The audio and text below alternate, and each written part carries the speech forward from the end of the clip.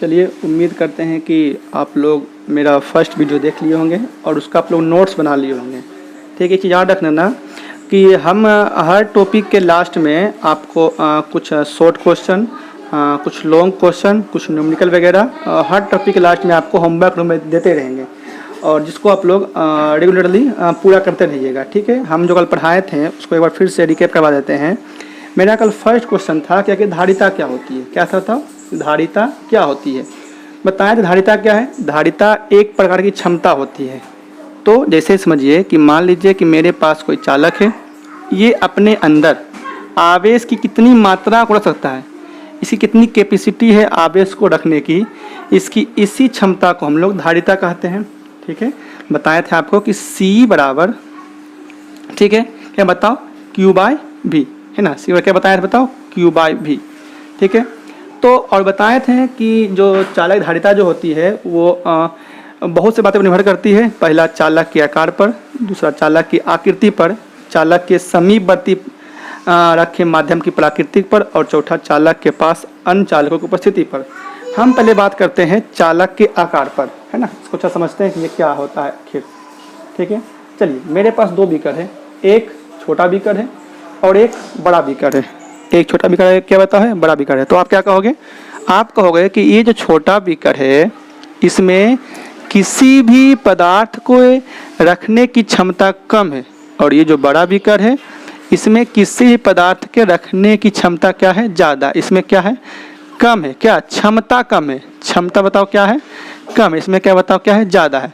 बताए थे कि क्षमता धारिता होती है, मतलब जिसकी क्षमता कम है उसकी धारिता कम होगी और जिसकी क्षमता ज़्यादा है उसकी धारिता क्या होगी, ज़्यादा होगी।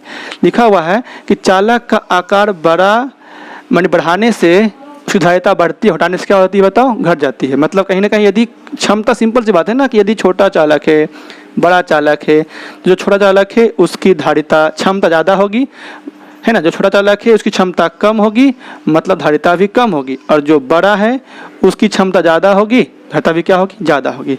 नंबर दूसरा पॉइंट में आते हैं। दूसरा बोलता है कि चालक की आकृति पर, मतलब यदि आप किसी चीज़, किसी कोई चालक है उसका आकार सेम है और उसका आकार सेम रखते हुए उसकी आकृति को चेंज कीजिए, कभी ऐसे कर दीजिए, है ना, कभी इसको ऐसे, कभी इसको आप ऐसे कर दीजिए, कभी इसको आप ऐसे कर दीजिए, तो ये डिफरेंट आकृति हो जाएगा। आकार सेम था लेकिन उसकी आकृति चेंज कर रहे हैं।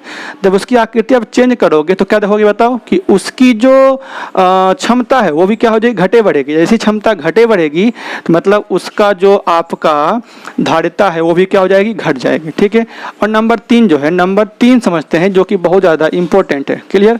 तो फिर इसमें ये जानते हैं कि आपको पता है कि Q इक्वल टू क्या होता है, C इक्वल टू क्या होता है, Q/V।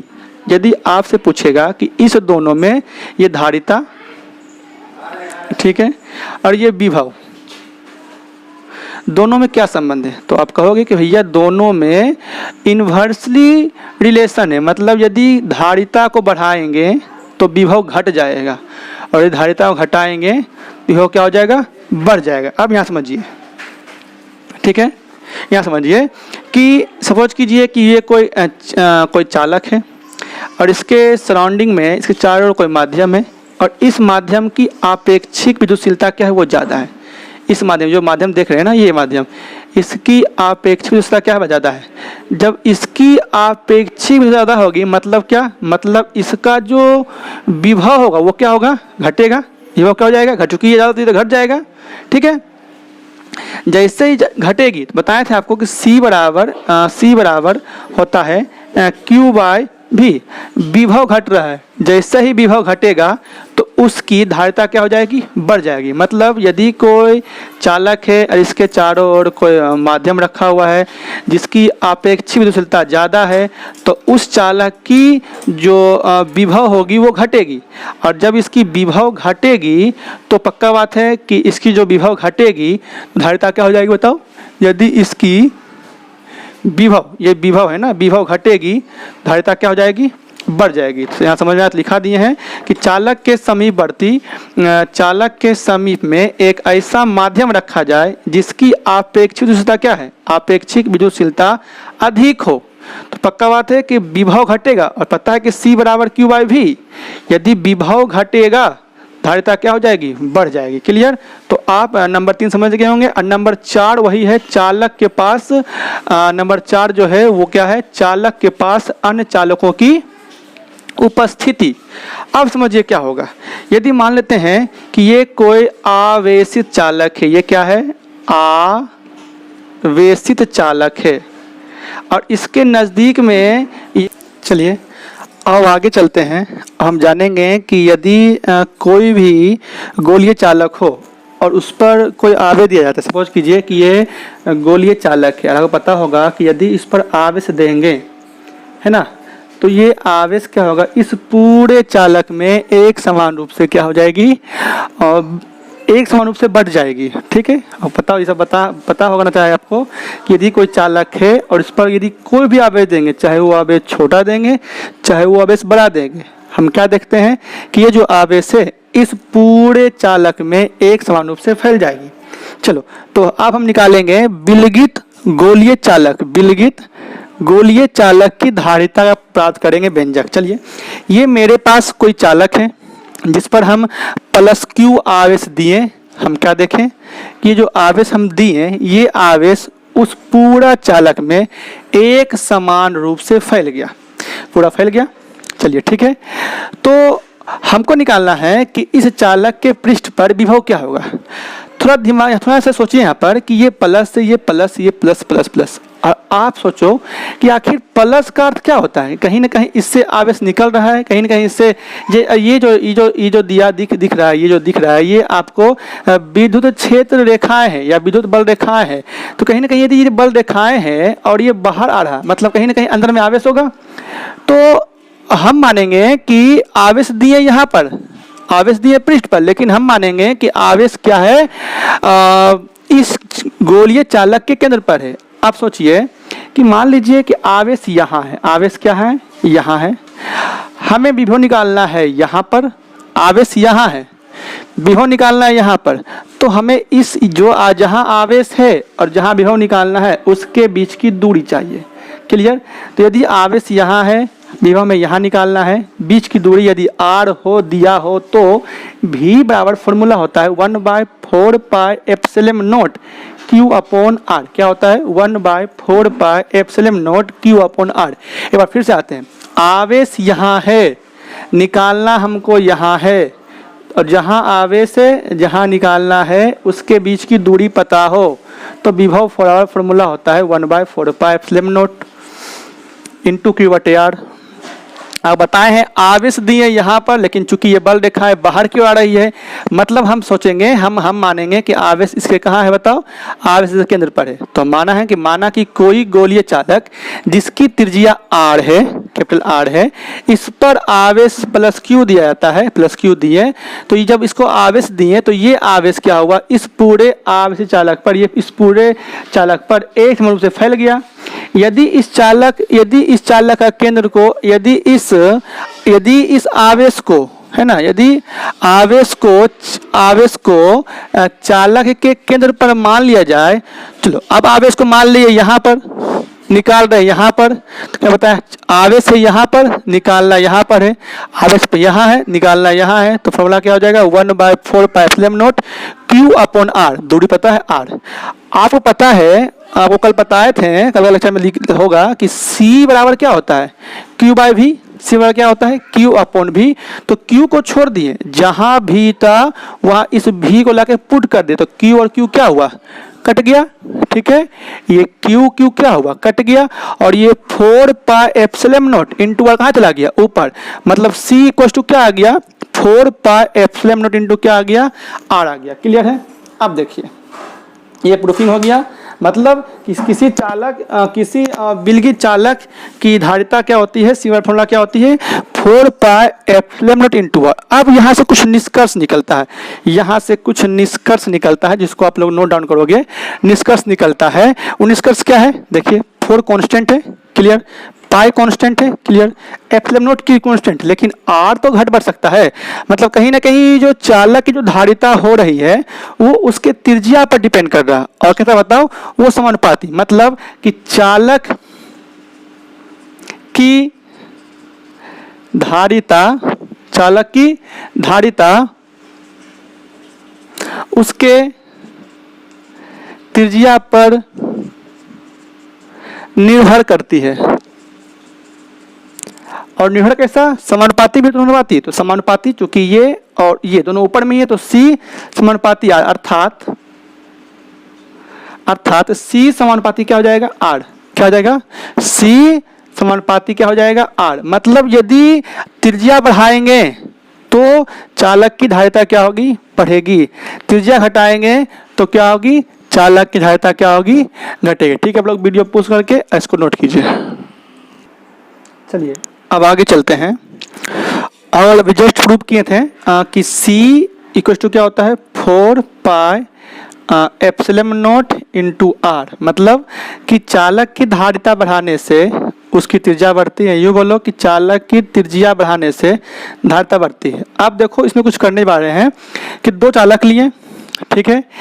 एक की त्रिज्या R1 है, धारिता C1 है, दूसरी की त्रिज्या R2 है और धारिता C2 है। यदि इससे निकालेंगे धारिता तो C1 बराबर फॉर्मूला क्या हो जाएगा? 4 pi epsilon not into R1 और यहाँ C2 क्या हो जाएगा? 4 pi epsilon not into R2।